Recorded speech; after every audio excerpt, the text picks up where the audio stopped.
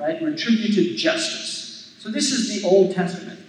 But then the Quran says, but should you, Muslims, a Zionist journal,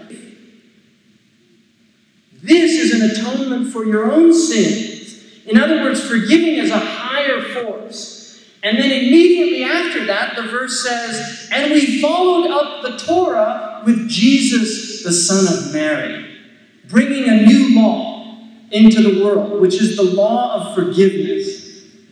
I mean, this is really at the essence of Christ's teaching. And this is why in all the tafsirs of Islam, when they mention Jesus as a messenger and apostle of God, they mention that his message was a higher message than the message of retributive justice. He was actually saying to forgive those who wrong you. Now what Islam does, which is very interesting, is it retains the truth of Judaism, but encourages the truth of Christianity, because it knows that the Christian ideal is so exalted, so rarefied, and so high, very few people will ever be able to practice it, and this will result in not justice, but revenge. Because when justice is not dealt, people tend to take justice into their own hands. And this is part of the problem on the planet right now, is that you have individuals that are beginning to take justice into their own hands. Because isn't it interesting that Sigmund Freud, said that revenge was wild justice. It was an attempt at the individual to simply get some type of retributive justice for wrongs that he perceived, either real wrongs or perceived wrongs. Because for the individual, that is a moot point. I mean, we can look and say, well, he's not really being wronged. But for the individual who feels that they're being wronged, the reality of it is their experience is wrong. And if you do not redress that wrong, a resentment begins to build. Now, Nietzsche, the German philosopher, considered resentment probably the most dangerous force acting in the world. And he called it a ticking time bomb in the heart of man.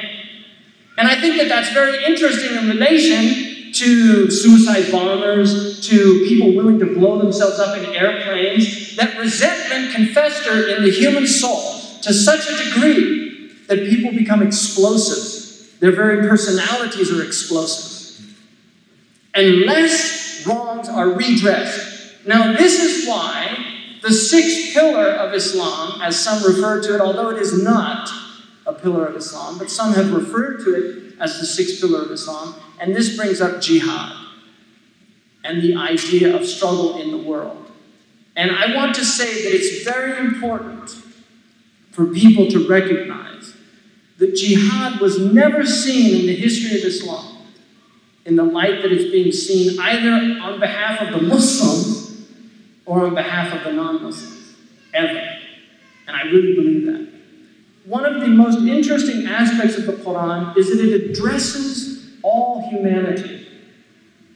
And I haven't really found this specific in either the Torah or in the Gospel from God himself, addressing all of humanity. But this is the claim of the Quran, is that it is addressing all of humanity. There are many verses that say, Ya ayyuhan nas, O humanity, O humankind.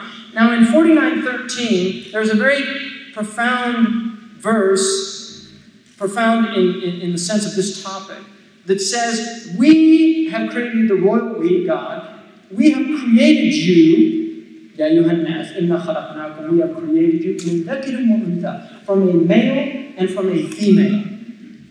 And from these two come this extraordinary diversity within humanity. And then it says, وَجَعَلْنَاكُمْ شُعُوبًا وَقَبَائِلًا, and we have diversified you into clans, qaba'il, and into peoples. Now, the definition of a clan, according to the commentaries of the Quran, are those people who know their common father. For instance, if you're from the McGregor, then McGregor is a common link between all of you. There's some father that is linking all of you. Quraysh, Tamim, these are names of actual individuals that lived.